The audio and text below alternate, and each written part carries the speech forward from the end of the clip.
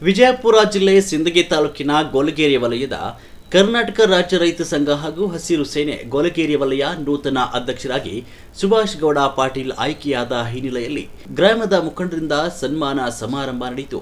ನಂತರ ನೂತನವಾಗಿ ಆಯ್ಕೆಯಾದ ಅಧ್ಯಕ್ಷ ಸುಭಾಷ್ ಗೌಡ ಪಾಟೀಲ್ ಪತ್ರಿಕಾಗೋಷ್ಠಿ ಕೂಡ ನಡೆಸಿದರು.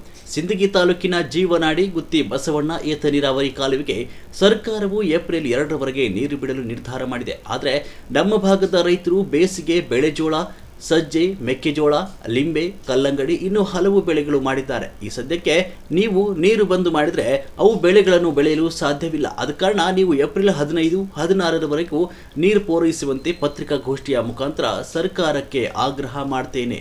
ಒಂದು ವೇಳೆ ಏಪ್ರಿಲ್ 15ರವರೆಗೂ ನೀರು ಬಿಡಿದ್ರೆ ಕರ್ನಾಟಕ ರಾಜ್ಯ ರೈತ ಸಂಘ ಹಾಗೂ ಹಸಿರು ಸೇನೆ ನೇತೃತ್ವದಲ್ಲಿ ಸಮಸ್ತ ರೈತಾಪಿ ಜನರೊಂದಿಗೆ ಉಗ್ರವಾದ ಹೋರಾಟ ಮಾಡಬೇಕಾಗುತ್ತೆ ಅಂತ ಎಚ್ಚರಿಕೆಯನ್ನು ನೀಡಿದರು.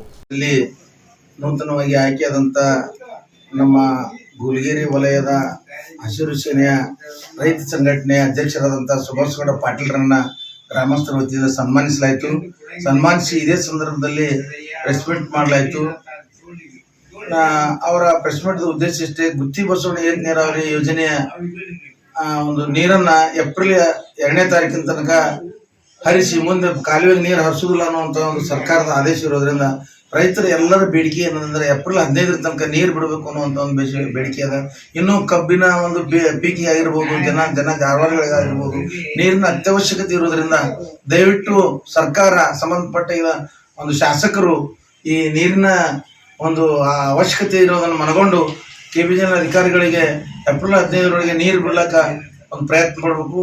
ನೀರು ಒಂದು ವೇಳೆ ಬಿಡಲಿಲ್ಲ ಅಂದ್ರೆ ನಾವು ರೈತರೊಂದಿಗೆ ನಮ್ಮ ಸಂಘಟನೆಯ ಅಧ್ಯಕ್ಷರು ಒಂದು ಹೋರಾಟ ಮಾಡ್ಲಿಕ್ಕೆ ರೆಡಿ ಆಗ್ಯಾರ. ಅದಕ್ಕೆ ದಯವಿಟ್ಟು ಈ ಒಂದು ಪ್ರೆಸ್ ಮೀಟ್ನಲ್ಲಿ ನಮ್ಮ ವಿಶ್ವನಾಥ್ ನಾಯ್ಕಲ್ ಅವರು, ರಾಜು ಎಂಕಂಚಿ, ಬಸವಗೌಡರು ಸೇರಿದಂತೆ ಎಲ್ಲ ಮುಖಂಡರು ಸಹಿತ ಈ ಪ್ರೆಸ್ ಮೀಟ್ಗೆ ಬಂದು ಭಾಗಿಯಾಗಿದ್ದಕ್ಕೆ ತಮ್ಮೆಲ್ಲರಿಗೆ ಅಭಿನಂದನೆಯನ್ನು ಸಲ್ಲಿಸ್ತೇನೆ. ಪಾಟೀಲ್ ಗೋಲಗೇರಿ ರೈತ ಸಂಘದ ಅಧ್ಯಕ್ಷ ಸುರೇಶನ ಗೋಲಗೇರಿ ವಲಯ ನನ್ನನ್ನು ಆಯ್ಕೆ ಮಾಡಿದ್ದಕ್ಕಾಗಿ ಧನ್ಯವಾದಗಳು. ನನ್ನನ್ನು ನಮ್ಮ ಗೋಲಗೇರಿ ಗ್ರಾಮದ ಹಿರಿಯರಾದಂಥ ಎಲ್ಲ ನನ್ನ ಮುಖಂಡರನ್ನು ನಾನು ಕರೆಸಿ ಗೌರವಿಸಿದೆ, ಅದಕ್ಕೂ ಧನ್ಯವಾದಗಳು.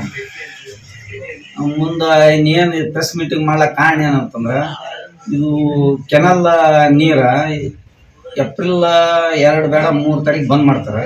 ಅದು ಬಂದ್ ಮಾಡಬಾರ್ದು ಅನ್ನೋ ಉದ್ದೇಶಕ್ಕಾಗಿ ನಾವು ಪ್ರೆಸ್ ಮೀಟಿಂಗ್ ಮಾಡ್ಲಾಕತ್ತೀವಿ. ಮುಂದೆ ಇದಕ್ಕೆ ಏನಾದ್ರು 15 ತಾರೀಕು ತನಕ ಬಿಟ್ಟರೆ ರೈತರಿಗೆ ಅನುಕೂಲ ಆಗ್ತದೆ. ರೈತರಿಗೆ ಅನುಕೂಲ ಆಯ್ತು ಅಂತಂದ್ರೆ ಎಲ್ಲರಿಗೂ ಒಂದು ಅನುಕೂಲ ಆದಂಥ ಒಂದು ವಿಷಯ ಅದು. ಅದಕ್ಕೆ ಆದಷ್ಟು 15 ತಾರೀಕು ತನಕ ಬಂದ್ ಮಾಡ್ಲಿಕ್ಕಂದ್ರೆ ಅನುಕೂಲ ಆಗ್ತದೆ. ಮತ್ತು 2-3 ತಾರೀಕು ಬಂದ್ ಮಾಡಿದ್ರೆ ನಾವು ರೈತರು ಕರ್ಕೊಂಡು ಒಂದು ಸ್ಟ್ರೈಕ್ ಮಾಡ್ಬೇಕಾಗ್ತದೆ. ಅದ್ರ ಸಲುವಾಗಿ ಎಲ್ಲ ನಮ್ಮ ಗೌರ್ಮೆಂಟ್ ತಹಸೀಲ್ದಾರ್ಗಾಗಲಿ KBJನಲ್ಲಾಗಲಿ ನಾವು ಸ್ಟ್ರೈಕ್ ಮುಖಾಂತರ ಇದು ಮಾಡಿ ಎಚ್ಚರಿಕೆ ಕೊಡ್ಬೇಕಾಗ್ತದೆ. ಅದಕ್ಕೆ ಧನ್ಯವಾದಗಳು.